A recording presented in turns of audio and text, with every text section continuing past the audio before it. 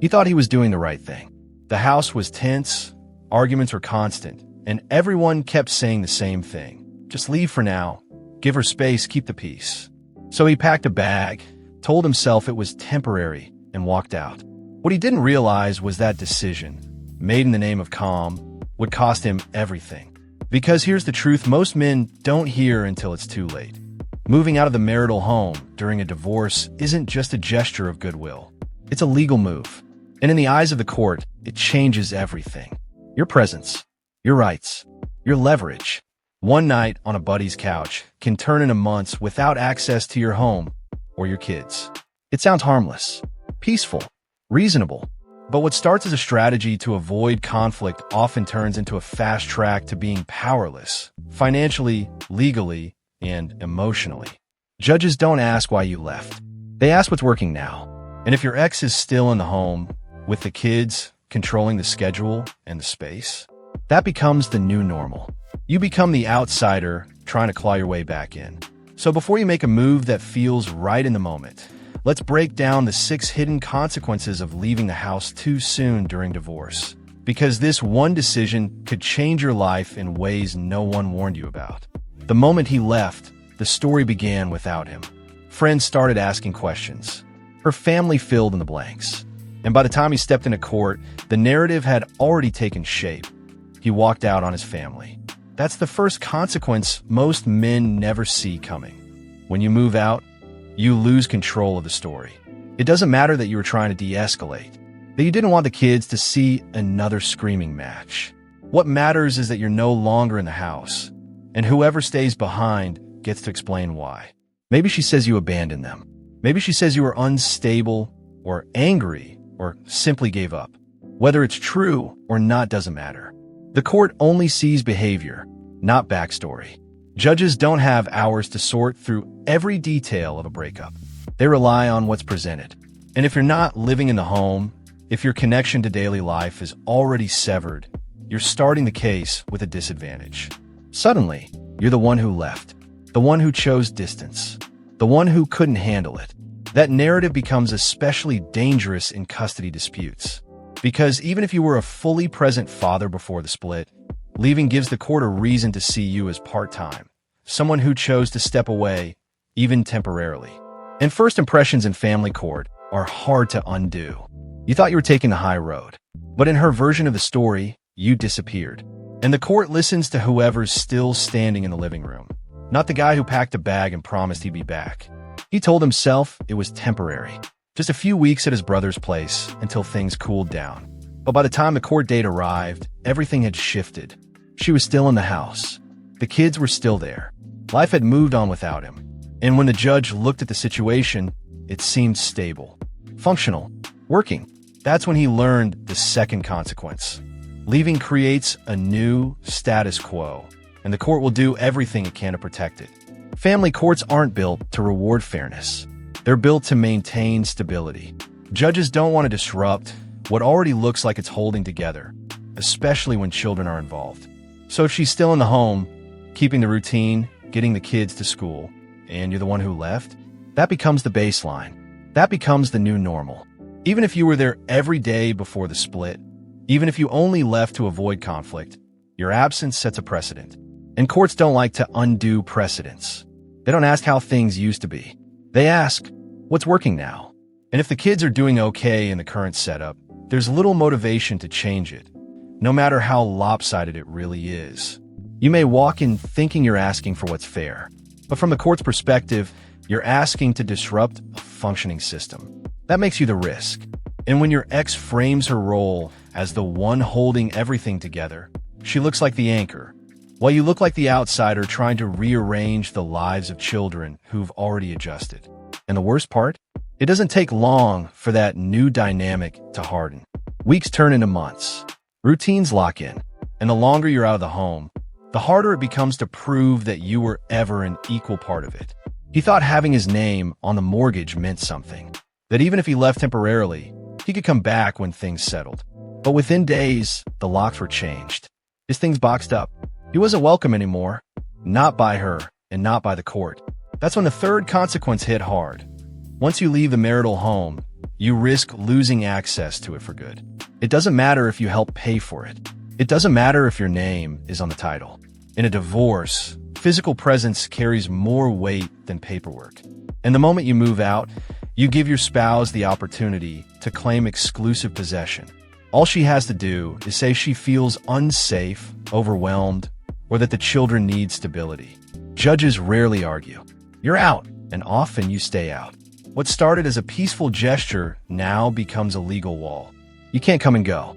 You can't access your belongings freely. In some cases, you might even be forbidden from entering the property altogether, even though you still technically own it. And trying to fight your way back in, that requires time, attorneys, and an uphill legal argument that most men don't win. And while you're locked out, she's still in the house, still controlling the environment, the kids, the mail, the flow of information. You're not just out of the building, you're out of the center of everything. That distance becomes isolation, and that isolation becomes your new position in the eyes of the court. What you thought was just a place to sleep is legally much more than that. It's a symbol of stability, of parenting, of control. And once it's gone, getting it back isn't as simple as showing a deed. It means unraveling a system that now sees you as a visitor in your own life. He was sleeping on a friend's couch, eating takeout, trying to figure out what just happened. Meanwhile, the bills kept coming: mortgage, utilities, child support. All for a house he no longer lived in. That's when it really sank in. He was paying to keep her life stable while his own was falling apart. The fourth consequence hits where it hurts most. You could end up paying for a home you can't even enter. Courts are deeply concerned with maintaining the child's standard of living. So if your kids are still in the house with your ex, guess who's likely to foot the bill to keep things running? You, whether you're living there or not, whether you can afford it or not. It doesn't matter if she's working. It doesn't matter if the mortgage is in both names. If the court decides that staying in the home benefits the children, you may be ordered to keep paying for it, plus child support and maybe even temporary spousal support, while you scramble to find a place to live. Now you're covering two lives, hers and yours. And with no access to the house, you can't sell it, can't rent it, can't even downsize. You're trapped, funding a home that now functions like her private estate. And the longer the divorce drags on, the more the financial pressure builds. It's a quiet kind of devastation, not the kind people see, but the kind that keeps you awake at night wondering how everything flipped so fast. You left to avoid a fight, and now you're paying the price for walking away. Literally. But the money isn't even the hardest part, because while you're locked out of the house, you might also be locked out of the one thing that truly matters: time with your kids. At first, he thought it was just for a few days, maybe a week without seeing the kids while things settled. But days turn into weeks, weeks into a new routine. And by the time custody was discussed in court, he had already missed too much. That's when the fifth, and maybe most painful, consequence hit. By moving out, you might unknowingly sacrifice your role as a present parent. Judges don't just look at parenting history. They look at current involvement. If you're not sleeping under the same roof, not helping with homework, not part of the morning chaos or bedtime routine, your presence fades fast in the court's eyes. Even if it's temporary, even if it's for peace. The court sees absence, and absence becomes evidence. And the more time you miss, the harder it becomes to get it back. Because that new temporary schedule quickly turns into the baseline. Your ex now manages school drop-offs, dinner routines, doctor's appointments. You go from being a parent to a visitor, scheduling time instead of living it.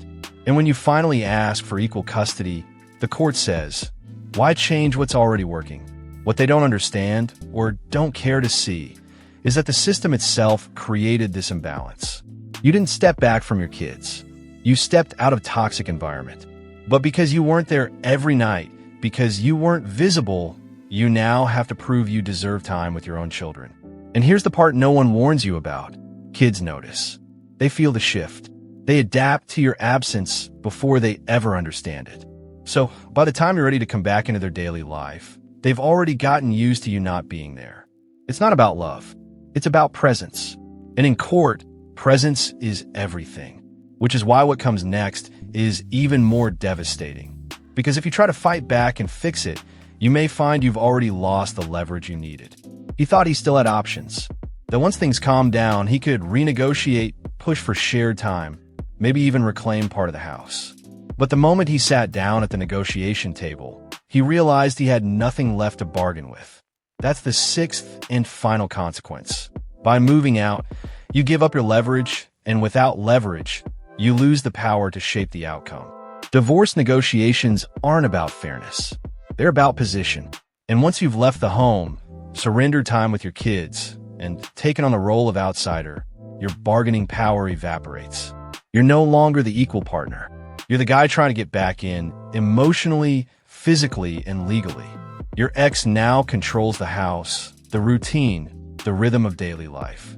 She's already seen by the court as the primary parent. And from a legal perspective, you're asking for changes that disrupt stability, not preserve it. That makes you the risky one, the one who's trying to upend the arrangement. Even if that arrangement was built on silence, sacrifice, and your own absence. Worse, anything you ask for, whether it's 50-50 custody, access to assets, or visitation flexibility, can now be framed as unreasonable. Why? Because you already walked away from those things. The system sees that as your choice, and you'll spend the rest of the case trying to explain why you want back in on something you supposedly gave up. You didn't lose because you weren't a good father, or because you didn't care. You lost because you gave up the one thing that matters most in family court, position. And when you surrender that too early, there's no script, no document, no dollar amount that can fully get it back. What started as a decision to keep the peace ends with you negotiating from weakness. And when that happens, the damage isn't just financial or emotional, it's foundational. You've lost your footing, and you're now trying to rebuild a future from the outside in. By the time the paperwork is signed, it's easy to look back and wonder where it all went wrong. But the truth is, it often starts with one decision, one that feels noble in the moment, rational even, moving out to keep the peace. What most men don't realize is that choice, made under pressure, can quietly reshape the entire outcome of their divorce. You lose control of the narrative. You set a new status quo that doesn't favor you. You're locked out of your own home, footing the bill for a life you're no longer part of. You miss time with your kids that you may never fully get back. And the worst part? You give up your leverage before you even knew you had any. This isn't about playing games or turning divorce into war. It's about understanding the rules before you make a move. Because family court doesn't run on emotion or good intentions. It runs on what's visible, stable, and legally positioned. And if you give up your position too early, you may never get it back. So before you pack a bag, before you hand over the keys, ask yourself, who really benefits from this decision? Because once you're out of the house, you're not just stepping away from conflict. You might be stepping out of your own future. If you're in the middle of this, don't guess. Don't assume. Get real legal advice. Know your rights. And most of all, stay aware, stay present, and stay put. Your future depends on it.